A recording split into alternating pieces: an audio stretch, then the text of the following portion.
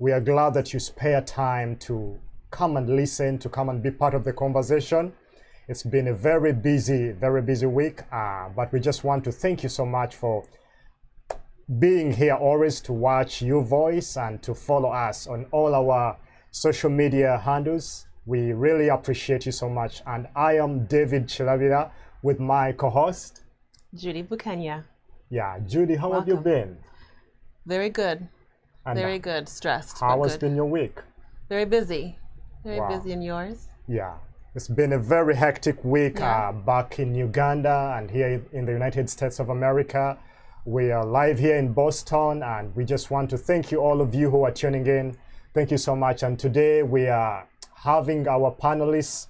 We have our fellow comrade, Mr. Masembe Henry is going to be joining us. Henry, nice to have you on the show. Henry, I can't hear you. Nice to have you on the show. Trying to connect through to you, and I know we're going to be getting Henry very soon. So today we just wanted to make something different. We want it to be a freestyle, right, Judy? What does that mean? Yeah, we want it to be freestyle. We're going to be engaging our viewers. They can call in and be part of the conversation and participate on whatever we're going to be discussing about. So it's going to be a freestyle.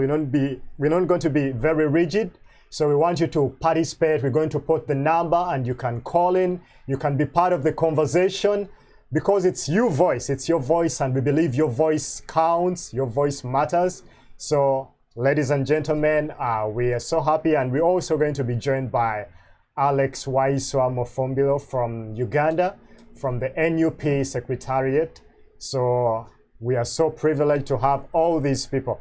Henry, are you on me now? Can you say hi to the viewers? Thank you for joining. Hello. Thank you for joining the conversation. All right, thank you. I can't wait for the freestyle. Yep. I can call it rubber dubber style. How about that? Yeah.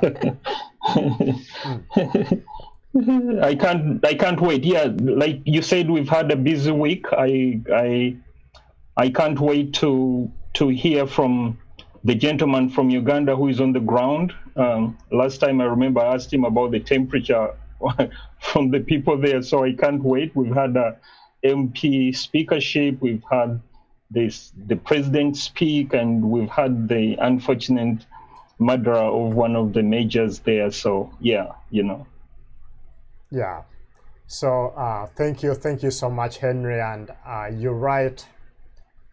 You're right on point, and what you've been talking about. We just want you to begin right from there, because we have you now. That we have you, as we get Alex later on, it's very good that we have you. So we want to begin from there. You mentioned quite a few things right in your speech, and today we want to be looking at the Uganda's political arena, the bad and the ugly that has been in the week and in the 2 weeks. Last week we were not able to be here, but we are glad that we are here. So we want to be talking about the bad and the ugly. So would you want to start from there, right there, talking about the bad and the ugly? You spoke about the speakership, and you also spoke about the President Museveni's speech. So what do you have to say? Yeah, the bad and the ugly. So I know we did not have a show last week, but coming from the previous show, I can bridge from the previous show, because we saw our NUP MPs coming into parliament, and we saw one of the members of parliament protesting. So from a few 2 weeks back, some people were asking, why are we in the parliament? Why is opposition taking up seats in the parliament? What does this mean? And some people were saying to boycott. But we have to be in this house for us to be able to make noise. And it's the same reason why we were in the election, because if you are not on the table, you cannot be part of the conversation. So we wanted to be in the parliament, and we've seen the opposition quite making a statement, and then the cabinets were set. The government set its own cabinets, and we also set our own cabinet. and we saw people who were elected in the cabinet, Honorable Segona Mpunga, and so on and so on, the lady from Mukono. So there's quite, we made quite a statement a few weeks ago, and then came the speakership, and people were talking about the opposition not being together, people are split up, the FDC and everything, but still NUP has been making a statement, and we've been in quite command of the opposition, and we feel that we are in a strong position, and I can't wait for Alex from Uganda to talk about that. Our people have been putting up posters any chance they get the president to talk to the nation through the parliament. We saw that when the president was there, when there was voting for the speaker, Honorable Zake stood up and really protested. And this time we saw MPs writing placards saying, release our people, release our people. And some people are like, why don't you just get up? We don't want to get up. You don't want to get up. You don't want to get up from the table, because this guy is going to be in power for 5 years. We have to be on this table for as long as we can. Because if you stand up and start protesting and kicking tables, they're going to arrest you. And then we'll not be able to hear the voice of the opposition. And of course, as we saw, some of you saw, the president started his rant. I call him a comedian, because right off the bat, he makes a statement which, as soon as he starts a speech, be it in the UN, be it anywhere, he makes a first line which is supposed to be funny. And I suppose he's learned this from Obote, even Amin. Because they know they don't have content, they say something that's going to divert from what they are saying, because we've been hearing these speeches for the last 36 years. So he's talking about 2020, as the young people call it 2020, and everybody's all over that, and they call him funny or whatever. But I know he doesn't have anything of substance that he's going to tell us. He's talking about security. He's blaming everybody but himself. He's blaming the police. He said the police, the problem we have is because the police is using cell phones instead of radio calls. So in a few things I had in his speech, the buck does not stop at his table. It stops at everybody else. He has called himself Sabalwanyi. And to the people who don't speak our language, Luganda, Sabalwanyi is like a hero. Like in the Bible, we can call Sabalwanyi King David. He was the greatest of all. So Museveni has called himself Sabalwanyi, but he calls himself Sabalwanyi because he's going in people's homes, people who are armless, picking up youth all over the nation and locking them away. So he's bragging about that.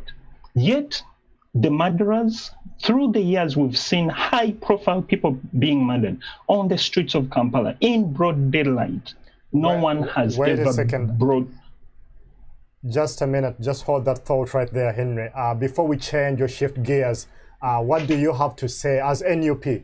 What do you have to say about the noise?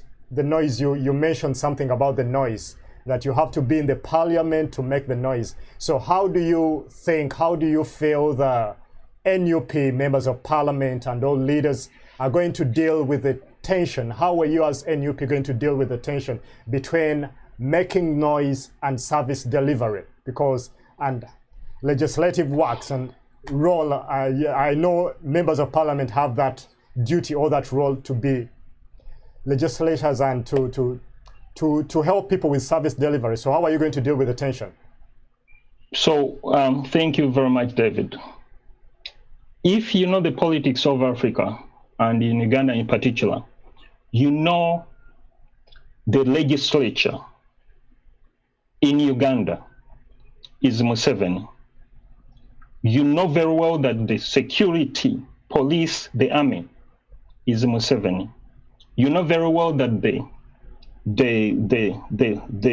head of the economy, the Bank of Uganda, is Museveni. I'm going to borrow words from the former whip, from the former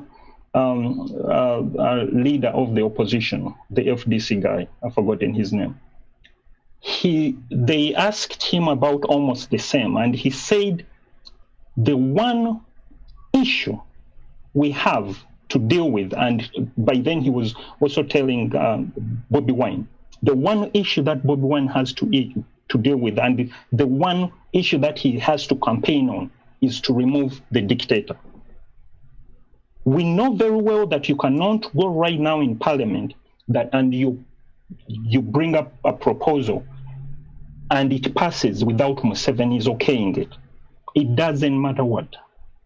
So to answer your question, and they asked Honorable Zake, Kanare Mugisha asked Honorable Zake when they were in the elections of the speaker. And Honorable Zake said bluntly that we are here to oppose everything that this man is going to do. And frankly, if you ask the senators here, that's what you get. The Republican man just said as soon as Biden came in, I'm here to oppose Biden. So we cannot let the dictator do anything we can oppose. This sounds very ridiculous. It sounds unprofessional. But we need to stop the bribery that's going on in Uganda. And that's what Honorable Zake said. But above all, we have to follow our leader Mpunga, who is a very knowledgeable man, who is experienced. He is going to lead the opposition. I do not expect anything from any parliament that the majority is NRM and led by Museveni. It's, yeah. Thank you so much, Henry. Wonderful, very wonderful ideas, Judy. Very wonderful thoughts from Henry Masembe. So it's really amazing, and at times you look at these things and you want to believe they're not real, but yet they are happening. It's like you're watching a movie. Yeah, it's like you're watching a movie. So, Henry, while you hold that thought, I just want to turn to you, Julie, and to bring you into the conversation. This very past week, we saw a very unfortunate experience that happened with the assassination, the murders of the minister. I think it's Minister of Works, Katumba Wamala, is also a general, and the daughter, one of us, a diasporalian, Brenda. The late Brenda, may her soul rest in peace, and we just want to pass our deep condolences to the family and to the bereaved. So we saw these shootings. What do you have to say about this? Because I believe in the elections, the NRM government and President Museveni, they came out and he said that his slogan was securing the future. So are Ugandans secure? Is their future secure with all these rampant shootings and killings? When we see generals being shot at, and we saw a general crying tears, and there were no ambulances to come to his aid, and there were nothing, just a general was there, and he was left at the mercy of a few border men. For those of you who are not following, a few border people, motorcyclists were there to help the general out of this ambush. And the shooters, we are yet to find out, because in the past, we all know the government spent a lot of money purchasing cameras, and they said that these cameras were to help with the security, because this same trend of killings and shootings is not foreign. For those of you who have been following Ugandan affairs and Ugandan political affairs, a lot of people have been, very prominent people in the security forces have been shot at in the very same similar manner. So what do you have to say about this? It's unfortunate we lost Brenda, the daughter to the general. She was coming from here, from the diaspora, from here in the United States of America. So Judy, as a woman, as an activist, What do you have to say about all this? Well, first of all, it's horrible that a parent ever has to lay their child in the ground. It's not natural for a child to go before a parent. So our condolences to the family. Yeah. We also know that unlike the U.S., where we have gun laws and citizens can obtain firearms and licenses and things like this, it's common here in the U.S. for a person to have a firearm if they have a license for it. In Uganda, the common citizen does not have access to firearms. We don't have gun laws, and military personnel are typically the one, or police are typically the ones who have access to firearms.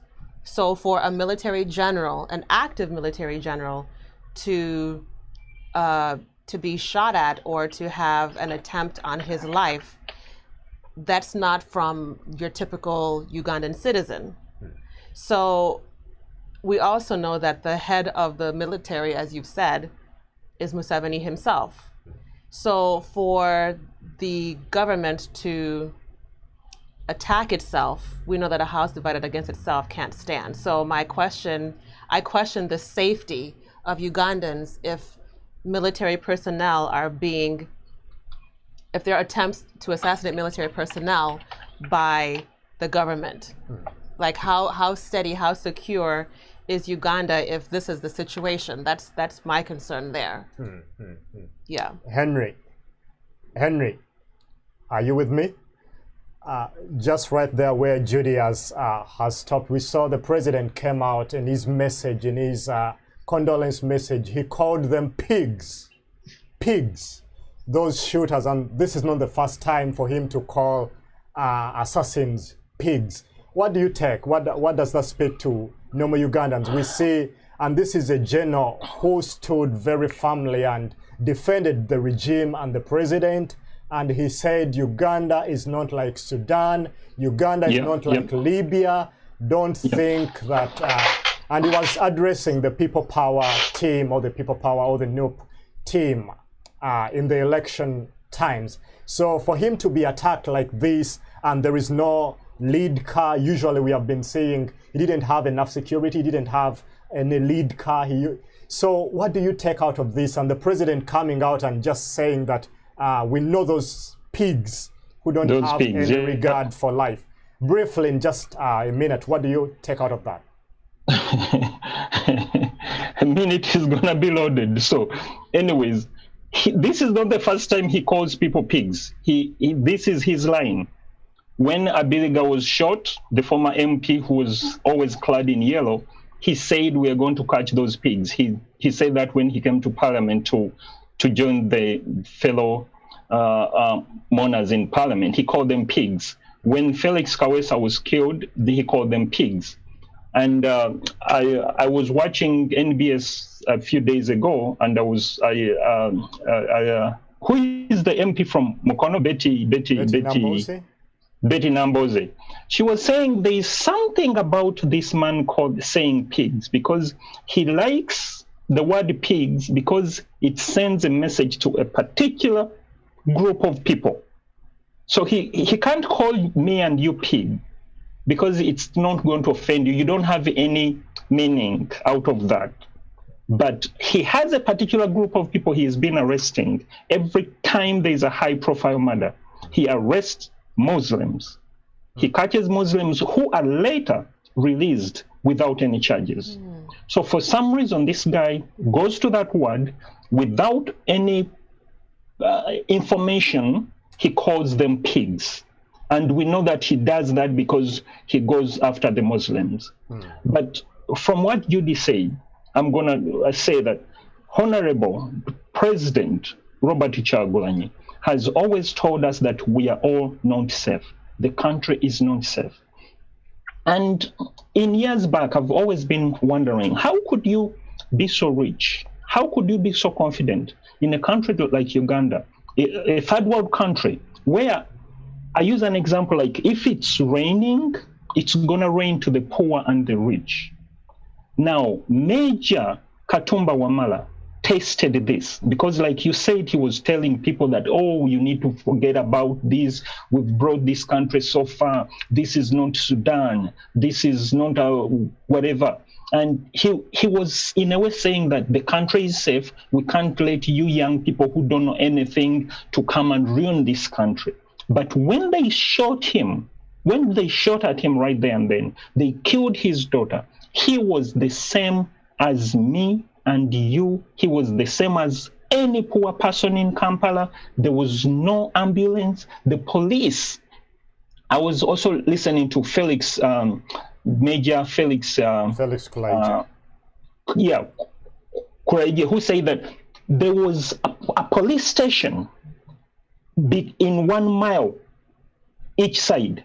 There was a police station, but the police did not respond to him after 1 hour. The police did not come to the scene until after 1 hour.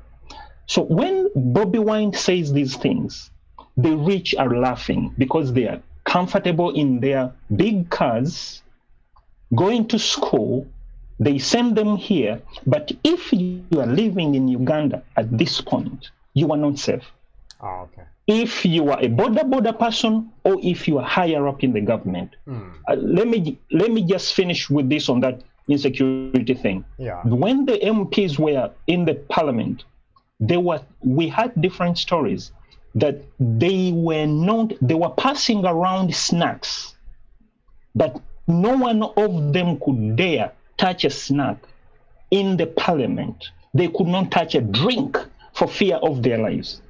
There was a lady whose blood sugar dropped, and she asked for bananas, and they said they brought her like 5 clusters of bananas, yellow bananas, and all the MPs were flocking to these bananas because they knew they were coming from outside of parliament.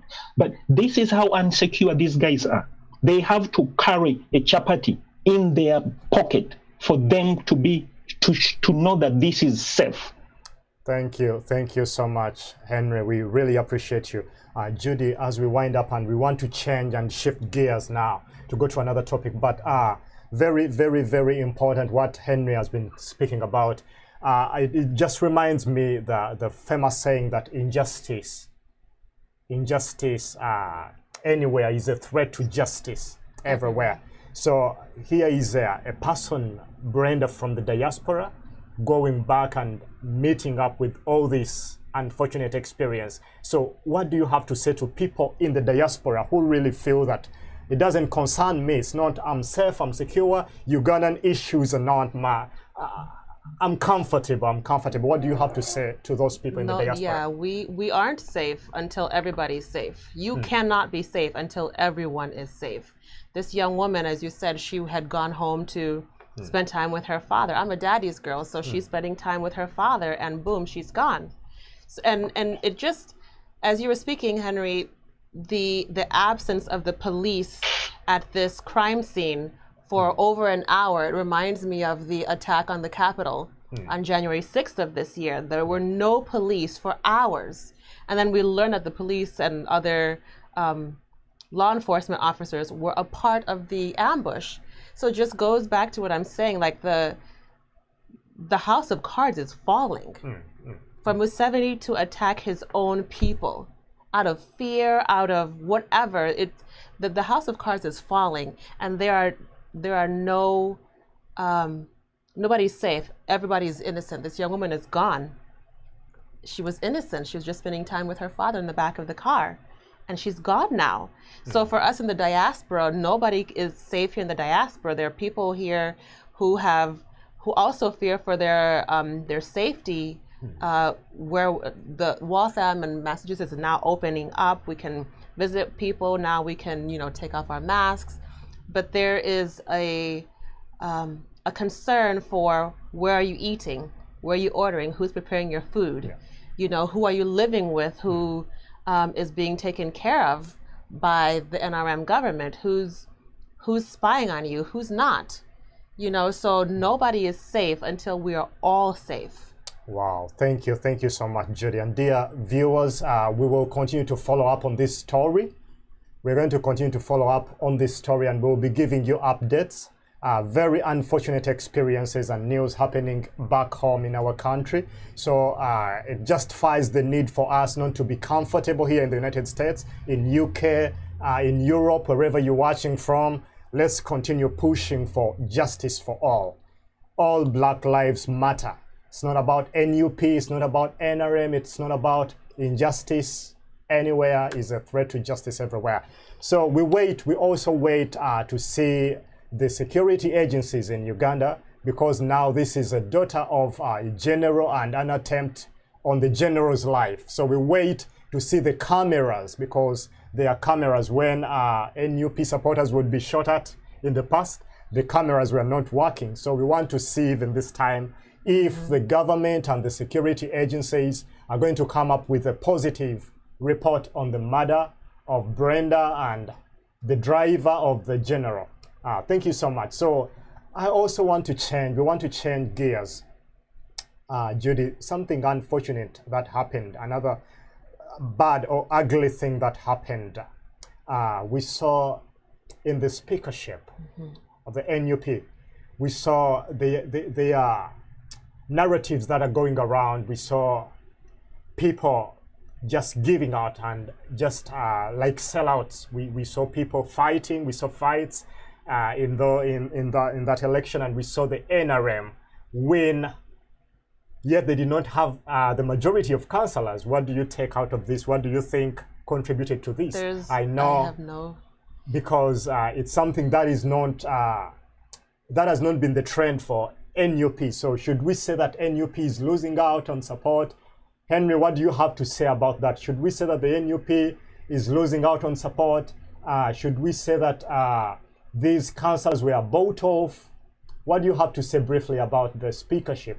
And yes, we believe NUP won a few seats here and there. Like I believe there are 4 seats that they won.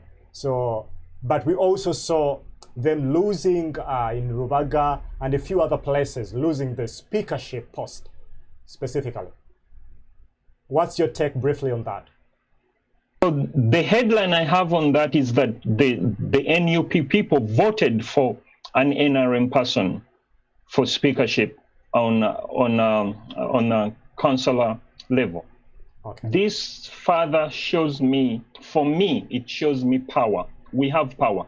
So remember what when Robert Kyagulanyi was campaigning in northern Uganda, he endorsed an NRM candidate. Yeah. I didn't follow up how that candidate did. But this has happened before. We really want to be relevant. We want to be relevant. So I don't know the facts on the events that led up to that, but I know that NUP people ganged up and voted for an NRM person. This has not been out of our character as the opposition. And actually, Honorable Mpunga has also talked about it, that the way we have ourselves is going to be different from the last opposition side. So I'm not surprised that that happened. I want to hear the president of NUP worried, then I'll get worried.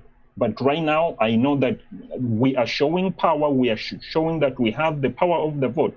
Actually, to tell you the truth, NUP membership is in a big part the reason why Honorable Kadaga went solo, in hopes that if she can get NUP people, they can tip her over to the leadership speakership position again. So even the people in the NRM, they are counting on us when they feel kicked around by Museveni. So again, I don't know the facts, how the things came up to the fighting and the infighting, but I know that NU people, whatever happened, they managed to get together and they voted for an NRM person. That's as far as I know, and what I see is the power of the vote, and they're looking for us. I have a question about that. What would be the intention of the NUP elected officials voting for an NRM speakership? Is there an intention to be bipartisan? What is the intention of that? Given that this is not the first time this has happened. Yes, so it wouldn't be intending to be bipartisan, but it will be mistrust in whoever was standing. And to me, I see something good in that we just not going to be voting for people because they are clad in red. Because we saw a lot of people campaigning in the campaign, and Honorable Chagulanyi supported a lot of people who, after the elections, after they went over, they didn't look back. So again, I don't know the facts in that, but I would trust the people who got together to vote for somebody, even if they were not for their party. So we are not just voting for heads, we are actually voting for substance. That's what I read into that. Oh, thank you very much. And dear viewers, very great deliberation from Henry and Judy. Thank you so much. And I just want our producer to help us put the number on the screens, and you can feel free right now to call in and be part of the conversation. We say this is going to be a freestyle, and feel free wherever you are. The number is going to be on your screens, and just call. That number can also go through via WhatsApp, so you can call and be part of the conversation. So, Judy, as we go on, another bad or the ugly that has been happening is also the IMF loan. Uganda wants to take money, to borrow money again. To borrow more money in the quest to fight the coronavirus that is on the rise in Uganda, according to the Ministry of Health. So, what's your take on that? Do you think they're going in the right direction? What do you have to say about that? The Ugandan government borrowing more money. Given that I believe Uganda received about 3 or 4 million in the beginning of the pandemic. Was it 3 or 4 million or 3 or 4 billion? Yeah. They received a large, I think it was billion, in the beginning of the pandemic, and they essentially failed to, distribute proper PPE to hospitals, to the citizens of Uganda, and so the numbers have been rising in Uganda. People have been dying from COVID, and so to request for another loan to care for people in the pandemic and to the vaccinations and things of this nature, it would be in bad faith. I believe if I was a loan officer, it would be in bad faith for me to give out another loan, given how poorly managed the first loan was. And instead, Museveni took that money and kept it for other expenses that had nothing to do with COVID-19. So it would be in bad faith for them to give out another loan. But it's typical of what happens with dictatorship run countries, where there's this, come help us, we need help, you owe us. I think I've noticed how Museveni and other dictators, they will use the guilt of the West in their lack of showing up and showing out when third world countries are in jeopardy of maybe extinction or of war. They'll use that guilt in order to get what they want, and this is typical of dictatorship behavior. So I think it's poor management of funds. So you believe that it's not a wise move, it's not a good move, they shouldn't, because for them they think that they are planning for the nation. There is a looming catastrophe here, and they are trying to come up with solutions. So the solution isn't in how much money they have. The solution is in the management of what you already have. They're poorly managed. The hospitals are not fully equipped to handle, the pandemic. And even if they had all the money in the world, they still wouldn't be fully equipped. Why? Because we have a hungry government that is bloodthirsty, that is thirsty for power, and will do whatever necessary to maintain that hunger and to maintain that power, regardless of who it costs. I mean, this young girl was murdered. Who cares about these people's lives if what's at stake is more money, more power? So it's pointless. that the management has to shift and alter. The systems in place have to transform if we're going to save the Ugandans from this pandemic. The systems in place have to be transformed. Yeah, thank you so much. Thank you so much, Judy. Back to you, Henry. What do you have to say about that? Callers, you can call in anytime. The number is on your screen and you can be part of the conversation. Here at U Voice, we believe that your voice counts, your voice matters. So don't hesitate to call in anytime and we will listen to your thoughts. Henry, what do you have to say to the borrowers, to those who lend us money, to the IMF, to Friends of Uganda, and to the people that keep on borrowing Uganda money after money every other year? And whenever we reach in times of crisis, we are very quick to borrow money. What's your take on that? Well, the take on that is what we've always said for the development partners to keep. It sounds ironical that we are Ugandans, but we are telling the countries that are lending us money to stop, because the money is going into the coffers of the top less than 1%. So they need to stop. They need to stop lending Uganda money. The money that was like an example of money that's been driving me crazy the last few months is the more than $80 billion that Parliament passed to buy masks. This is not even getting COVID vaccination or what. Basic masks for the country. That money, they did not buy the masks. That money disappeared into thin air. The president doesn't know. No one knows where that money went. So the corruption. I mean, the EU sees what's going on. US knows what's going on. These countries know what goes on, but they have to keep being partners because there are other things they need Uganda for. Museveni, yesterday he said, I mean, this man has run out of ideas. Of course, we know that. No one can still have ideas after being in power for close to 40 years. The man is clocking in at 80, if he's not already. He said one of the ways he's going to fight corruption is by hiring rich people's children to fight corruption. Guess what? We know who the rich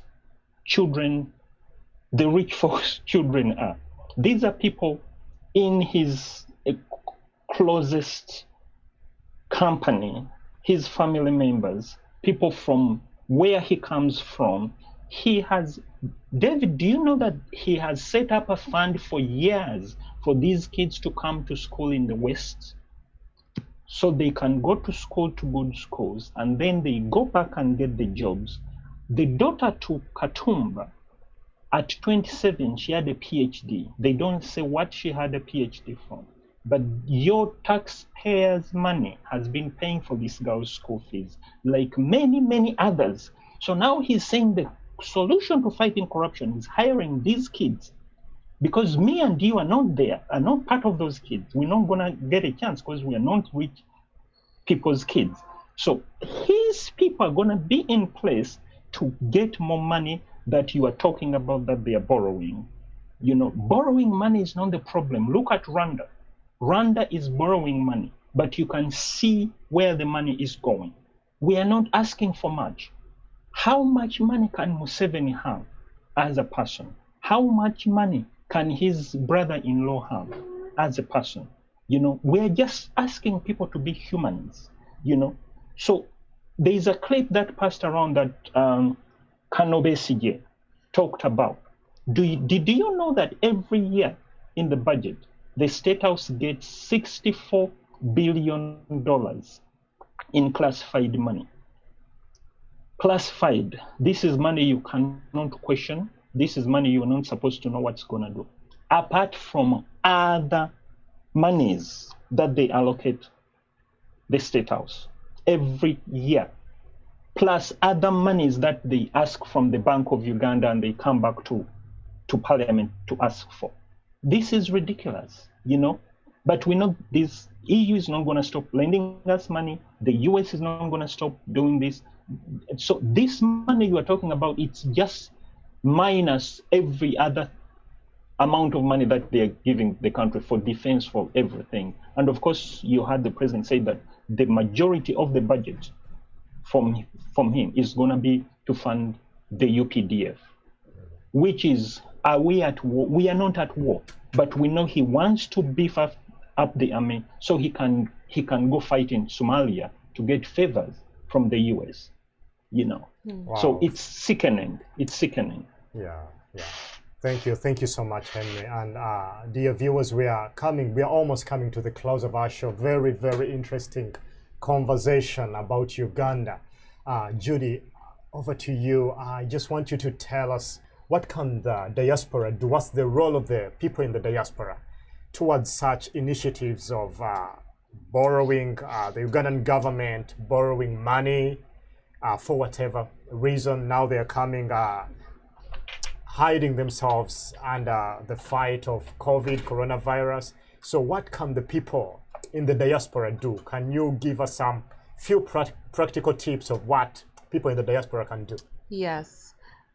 So one of the things that we in the diaspora are able to do, we're able to petition and to continue to petition our legislators, our senators, our parliamentary members, for those of you in countries where there is a parliament like Canada.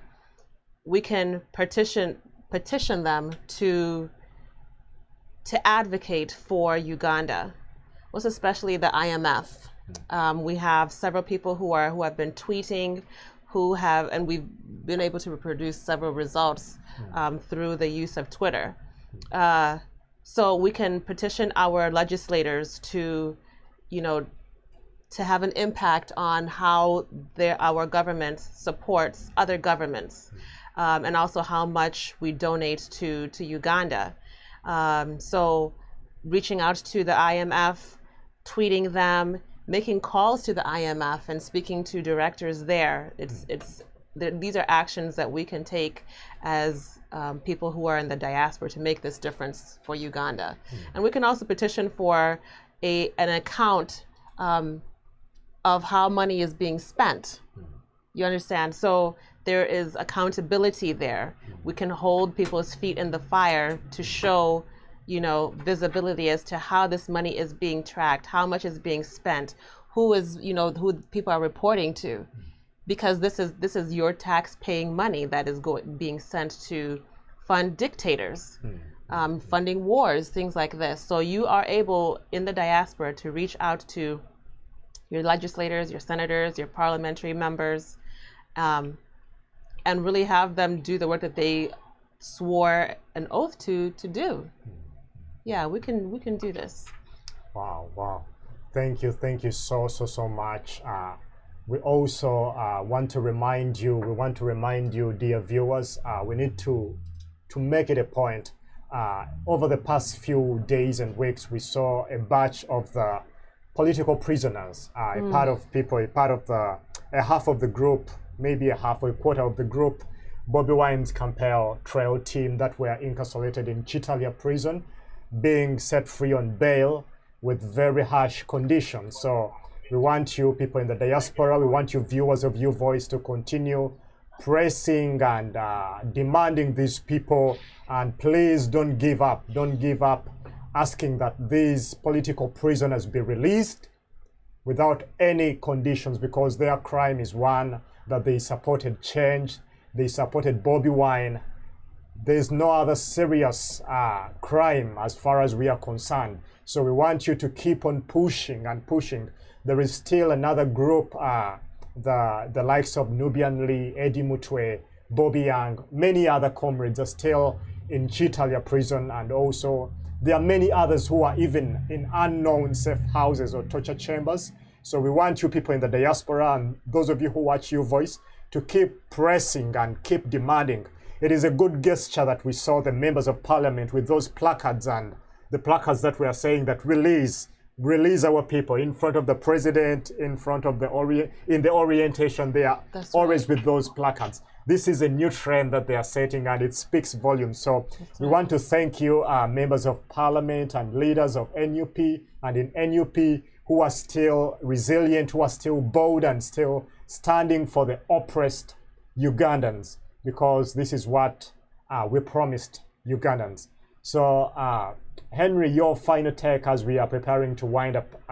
What are your concluding remarks, and what's your final take on all these issues? Well, my final conclusion is... And before you conclude, even send a message to the people back home in Uganda and here in the diaspora.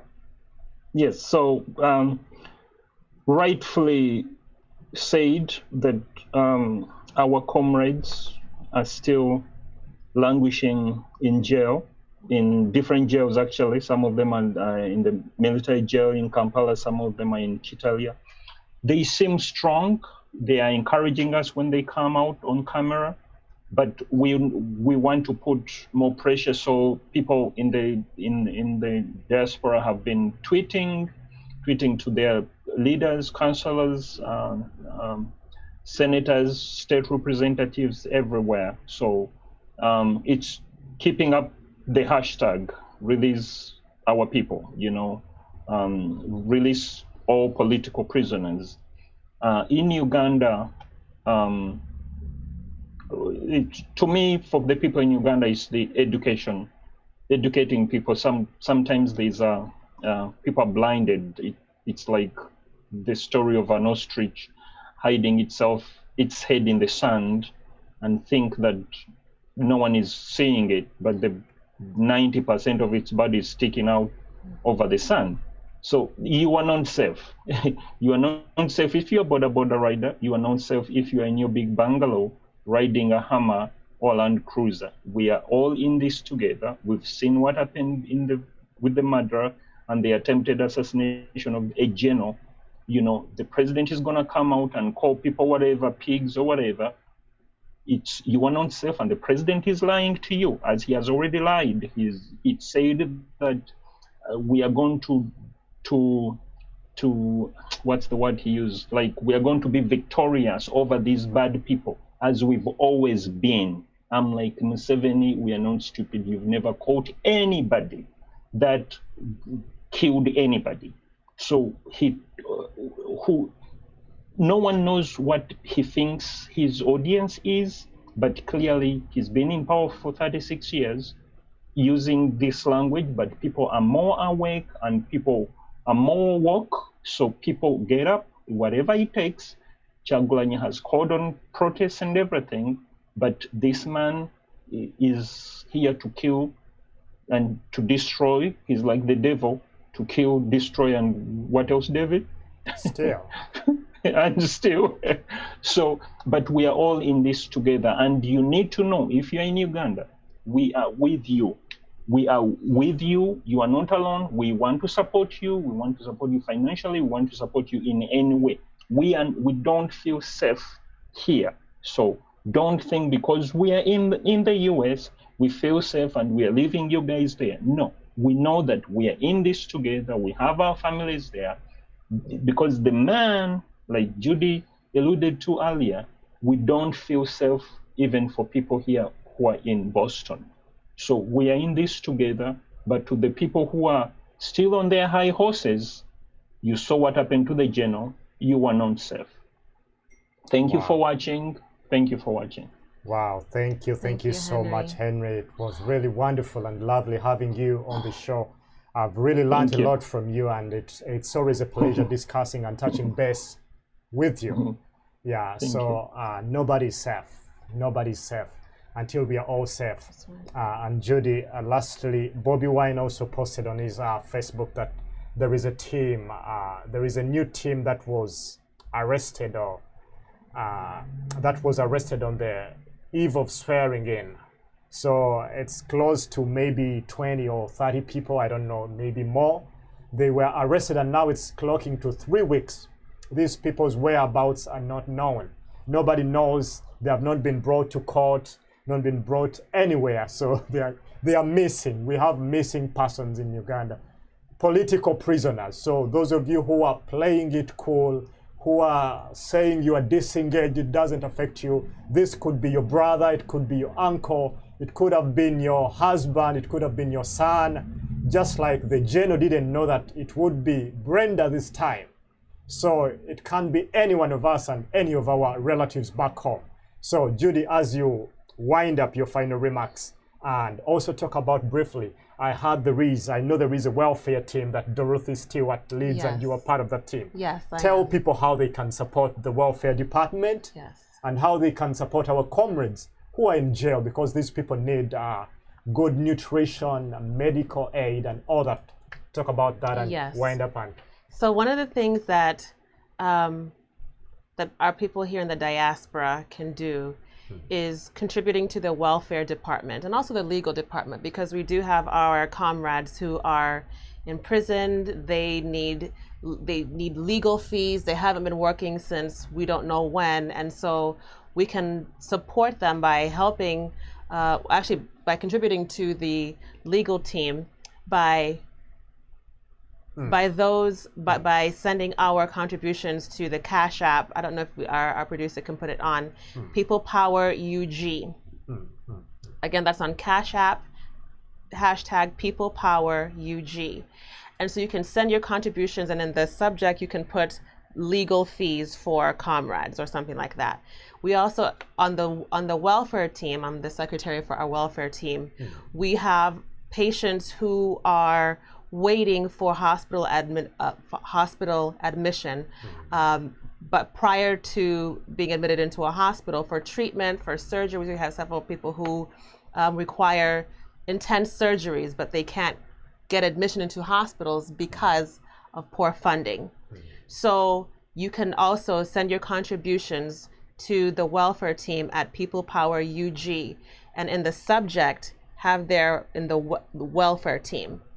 We have about maybe 4 people who are currently in hospitals, and hospitals in Uganda function differently than hospitals out here in the West. Is there a call coming in? yeah, there's a call, Judy. I'll get back to you. Okay. We have a caller. Hello. Hello. First, I just want to express my gratitude to you guys for this show. Thank you very much. This show is a source of hope. Your name, please. Your name and where you're calling from? This is Sobuga, Massachusetts. Oh, Subuga, thank you for calling. First, I want to thank you guys for this show. It's a source of hope for so many Ugandans. Every time you guys come here and speak about the reality that is ongoing in Uganda, the atrocities, it really gives us hope. And talking about security in Uganda, I don't mean to demoralize people, but I want to assure them that there is no one that is safe in Uganda. You're only safe if you're in State House, or if you're in the president's motorcade. But we need to work together to make sure that we first of all assume our victory of the January elections. And second of all, we need to keep exposing the senile dictator Museveni has become. Because our friends, the UK, the EU, the US, the World Bank, the IMF, they already know what we have been communicating and pleading about Uganda, but they seem to want to like us to keep pushing further to show them that they are a partner in crime. Yoweri Kaguta Museveni is no longer appropriate for the region, and that their interests can very well be driven by the young generation. So, Nsubuga, what do you want to finally tell the people in the diaspora who are demoralized and discouraged by the Museveni swearing in? I want to tell the people in the diaspora that this is a struggle. This is a revolution. This is not a normal election that has been ongoing for the last 35 years. this is a revolution, and we are planning to, we actually set out to host the dictator, both before and after the election. The election was a process. It was part of the process of hosting the dictator. Now that we went out and our people voted, but the dictator sworn himself, now we need to keep pushing. We can't give up. We have the platform to push further. Our people back home in Uganda can't actually hit the streets to demonstrate, to protest, to demand. But we have all the security, we have all the freedom to express. Let's keep calling those senators. Oh. Let's keep writing to them. Let's keep communicating with them. Thank Guys, you. let's tweet. Thank you. And Thank one you. More thing, Yeah. One more thing, David. In 5 seconds, yeah. In 5 seconds. Let's help our friends back home. Judy has just talked about the welfare team. We have lots of comrades that were brutalized, those that have been that are still rotting in military detentions, and then those that have actually lost lives, but they left us with families. So the little you can get and back it with the welfare team, as Judy told us, is also worth. So let's keep supporting. If you can't get those calls, make sure that you support the welfare team. If you can't support the welfare team, make sure that you tweet. If you can't tweet, email someone, email the senators, email the representatives. Thank you very much. Thank you so much. Nsubuga. We thank you so much. That was in Nsubuga, Massachusetts. We appreciate you so much. I love the vegan, the courage. Yes, Judy, you were telling us about the steps as we wind up. Yes. What we can do. He said, if you can't tweet, protest. If you can't protest, email your senators. If you can't, so go on, Judy. Yes. So again, that Cash App is People Power. That's one word, People Power UG. And in the subject, you can either put welfare team or legal team, and your funds will go to either of those teams. Both need funding, both need your support, because they go directly to our people who are on the ground, who are incarcerated, who need medical attention, who need surgeries, who need support because maybe their father has been murdered. We've had people who are murdered and their children need support because they have lost the breadwinner. So last thing is, as we're watching all of this, we want to keep the foot on the pedal. We're not letting up the gas. We're going to keep pushing. We're going to keep doing good and pushing for justice and pushing for righteousness, because in the end, love always wins. In the end, justice will and does prevail. So we do not stop until we're in the chair. Wow, thank you so much, Judy. I couldn't say it any better. Thank you so much. What a wonderful, powerful way to conclude our conversation. Thank you so much, wonderful viewers who have been tuning in. Special greetings and regards to our editor Ethel, who is not feeling so well. Yeah, we greet you and hope to be with you next time. And thanks to our producers, Hammond and Sean. Thank you so much. We appreciate you guys. Thank you, our viewers. You've been really wonderful viewers. Thank you for all this time. We appreciate you so much. And here at Your Voice, we want to tell you that your voice matters and counts. A very good night to all of you. Next Saturday, same time, same place. Thank you. Have a good night.